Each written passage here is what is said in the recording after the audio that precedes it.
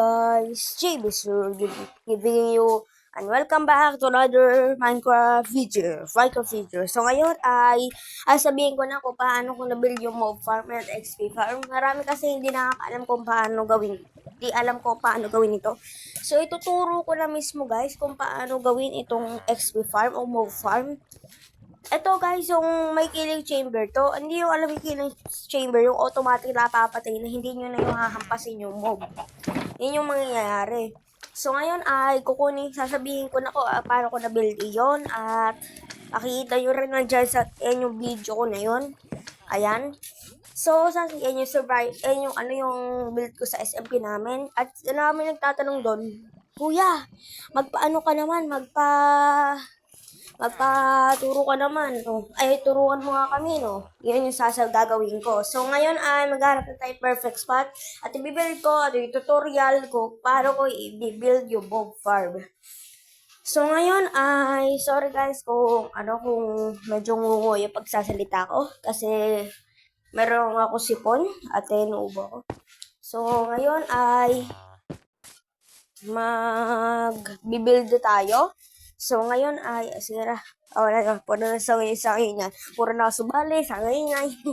So, yan. Na natin. So, ngayon ay, na tayo. Build. Kung may nakikita kayo, guys, ayan yung mga kailangan natin yung nasa inventory ko. Ayan yung i-post ko ngayon. Ayan. Pero hindi na natin kailangan yung mga flint and steel na to. Hindi ko kailangan to, yung mga to. Yung sword, yung netherite sword, hindi nyo na kailangan yun. Kahit anong espada na gusto nyo patay sa mob, pero automatic naman na yung mamamatay. So, may killing chamber yung gagawin natin. Hindi nyo, automatic mamamatay na at mapupunta agad sa inyong level. So, bali, parang mga 10 seconds, mga mapa-plus 5 XP agad kayo sa sa mga gagawin ko na to. So, ngayon ay, na tayo. Iba na yung gagawin natin. Wait lang kayo. Wait lang. So, dito tayo, harap tayo na perfect spot kung saan tayo pwede mag-build. Maano natin kung paano ko talaga i-build. So, ngayon, eto na guys. At, natin. So, naman ganito. Tapos, lagyan natin ng dito. Paikot, yan. Paikot guys. Hanggang sa, dito. Wait lang. Wait lang guys. So, ngayon ay natin yan. Ay, that's right. Yeah, that's right. So, ngayon ay ayusin na natin to. Oh. Wow. Ayun na natin to. So, ayan na. Na natin yan. At, ayan, may pig ba ron? Tapos, ayan natin to. So, ngayon naman lalagyan naman natin lang redstone para hindi, kung makita nyo kasi, paikot to, paikot yan. So, ito rin, at ito, wait, wala yan, yan. Ito, paikot na siya, yan, paikot na, pabilog na.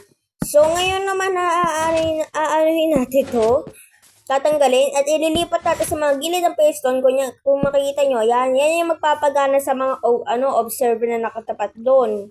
So, ngayon naman, ay, natin, sa gilid-gilid lang lagi guys, bawal sa mga gitna, bawal yan. Ayan, dapat dito, dapat sundin nyo, yan, ganyan. So, ngayon naman, dapat yung observer nakaharap sa nakaharap dito, yan. Tapos, kailangan natin ganyan. Yan yung magpapagana sa observer, basta pinuksan natin yung isang piston, observer. Yan yung magpapaikot sa kanila. Iikot to. Kung yung iikot yung mga piso, paikot yung galaw nila. So, once na natin to, wait. Uy, ayun, naka-crouch pala ako. Yan. Makita nyo, ayan. Iikutin niya yung mobs. Iikutin niya yung mobs. Ayun, kita nyo, paikot na. Yung ginagawa nila. Para patulak-tulak na sa iba-ibang direksyon. So, ngayon naman, nalagyan natin ng 2 blocks high. Para lang naman makita nyo yung gagawin natin. So, yan, 2 blocks high dapat yan. At dapat lalagyan nyo rin to. Kasi baka makuha natin yung mga trident sa loob. Bawal naman yun. Kasi hindi natin mapapatay mga mobs. Once na makuha natin trident sa loob. Hindi na natin magagawa yun. Masisira na XP farm natin pag nakuha pa natin. Hindi naman sa masisira. Para ano lang, hindi na natin mapapatay yung mga mobs. Kailangan nyo na lang natin ispadahin para lang mapatay. So, ano yun natin to? Ayan. Ito yung mga automatic na magpapatay sa mobs at ikokolektahan yung XP natin. So, ayan. Bali, ayan na guys. So, papalitan lang natin to ng glass. Ayan. Kung makikita nyo, meron pa dito. Wait lang. Ano natin to? Tanggalin. Tapos, glass. Yes. Ayan, yung mga importante glass para makita natin kung ano mangyayari sa loob. At isa rin sila para makolekta natin XP natin sa maliit na butas na yan. So, wait lang kayo. Tapos, 21 high. So, dito naman ay kailangan nating taasan ng 21 blocks high para dito sakto yung mga mobs sa butas na ito. So, ito na nga guys. So, bali, ayan yung Trident Killer. Kung makikita nyo, ayan yung Trident Killer natin. So, bali, yan yung mapapati sa mga mobs. At, baka, ayan, kung makikita yung hindi na natin makuha yan. At, lagyan lang natin ng happy sa baba at chest yun. So, bali, i-cover na rin natin yung nilagyan na rin natin ng parang pa-cross sa taas. So, yun yung gagawin natin, guys. So, ayan na nga. Meron na tayong chest na makukuha na natin yung mga item na ilalaglag ng mga mob. So ngayon naman ay ito naman 8 blocks yung naman susunod.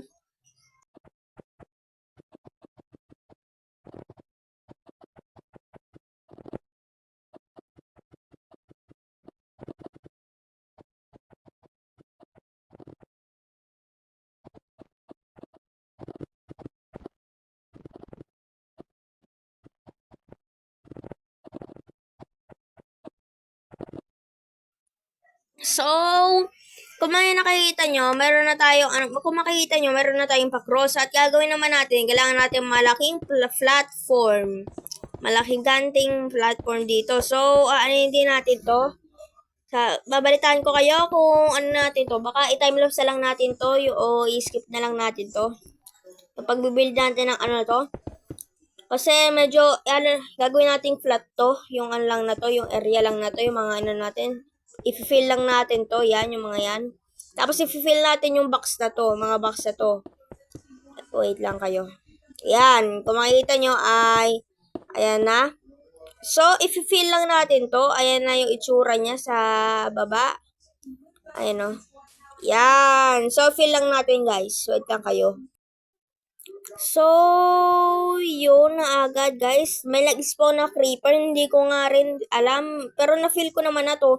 At hindi ko alam kung ba't nag-spawn yung mga creeper na to. Hindi pa naman tapos mag-dark. Hindi pa naman natin nakukuveran to para mag-dark dito at pag-spawn yung mga mobs. Nag-spawn na agad. Amazing. Nagbago yata yung game. Pero siguro siguro sa baba madilim. Oo nga, medyo madilim na sa baba. So, yun na. So, siguro na umaakit na rito yung mga mobs. Hindi ko alam kung bakit. Paano nila nagagawa yun. So, ngayon ay agaan na tayo. Ayusin na natin to. Wait lang kayo guys. Ayan, coveran lang natin tong hole na to. Yan. Tapos ay cover natin ang wall to. So, yun lang. Ganda lang naman kadali. So, ayan na guys. Ayan na yung lang natin to, lagyan natin ng mga trapdoor.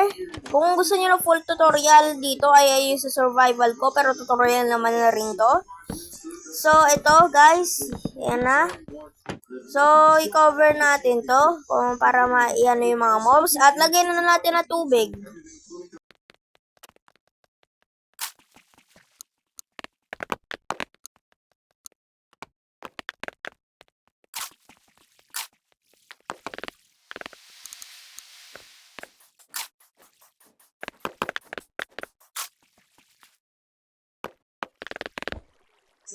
So, ayan na nga guys. Yan, lahat ng mahulog yan, masushoot. At ngayon naman ay kukuberan na natin ito. So, i-timelapse ulit natin. So, let's go!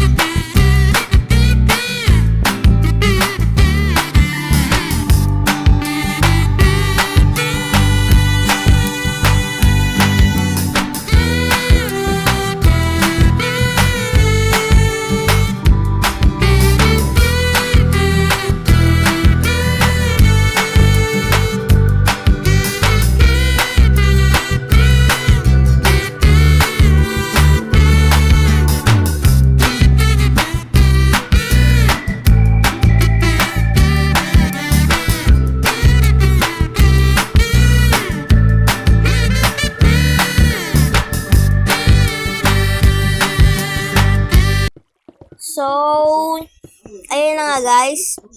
Buksan natin. And 3, 2, 1, go! Eh. So, yun na. At ang dami po nag-spawn na mob. Oo nga pala guys, lagyan nyo rin lang ilaw nga pala yung baba. Nakalimutan ko rin kasi marami mag-spawn. Kita nyo, wala pang ilang minuto. Nag-spawn na agad yung mga to. Dito. Ay, wag kaya mag-spawn dito. Tabi, tabi. At oo nga pala guys, dapat may tower kayo na nasa 126 blocks pataas ulit para mag-spawn talaga yung mga mobs. At umakit kayo dyan para ma-attract sa inyo yung mga mobs at mahulog sila doon sa butas. Kailangan sakto sa butas yung pagkakalagay nyo ng tower, okay? So wait lang tayo ng 30 minutes hanggang sa mahulog yung mga mobs dito, okay? So, kayo ko lang napansin na marami pa lang slime na nag-spawn din sa taas. Ano ba yan? May ilaw na nga. Wala pa na natin ng slab din. Pero wag na slab guys. Magabos pabuti ilaw na lang. Ay, nasa yung mga slime dyan. Magano na kayo. Ayan. Patayin ka. Now you see me, now you're not. So, ito, wait lang tayo ng mga 3 hours o 30 minutes. So, yeah. So, pagkaalis ko ng mga 5 oras na yata, 3 oras, ay may rami naman tayo nakuhang mobs. Ayan na. So, bali ay anuhin na natin to. Siguro anuhin na natin. Kung makita nyo, marami naman na ako nakuha dito. Sa chest din. So, tinan natin at magsusurvival din tayo. Yung sa gaps na yan. So, para hindi lang tayo mamatay, ay kuha lang tayo safety. Kasi ayoko na buwala sa lugar na to. So, ayun guys. Wait lang kayo, bed. Para dito tayo, mag-respawn point pag naka-survival tayo sa flat world na to. So, ayan. Yan. Ayun na, no? So, ano na ba? Hindi pa. Ano pa to? Hindi pa safe. Handa pa safe. Yan. So, bali ay, lagyan natin ilaw yan. Tapos mag-survival mode na tayo. Tignan natin kung maraming ilang XP makukuha. Okay, level 80 tayo. And yeah, ayan. Pakita nyo, pinapatay na nung killer's chamber natin. Ayun o, uy. Dami mo, ang daming XP mo. Ayun o. Hey. So, yun na ata guys. So, check natin kung ilan nakuha natin items. So, sarain na rin natin to. Hindi na naman natin kailangan to. At umuulan na naman. Naiinis talaga ako sa ulan na to. Ayaw talaga may bagyo ba? Bagyo ba dito sa Minecraft? Okay. So, tinan natin kung ano yung nakuha natin. Okay. Dami dami. So, yun na yung nangyari sa XP farm natin guys. At sana i-build nyo to at sana nakatulong to. So, mag-like and subscribe sa mga bago manonood dyan para maka-join ang Team Jayverse Channel. At hanggang dito na lang sa episode na ito. Goodbye! Peace!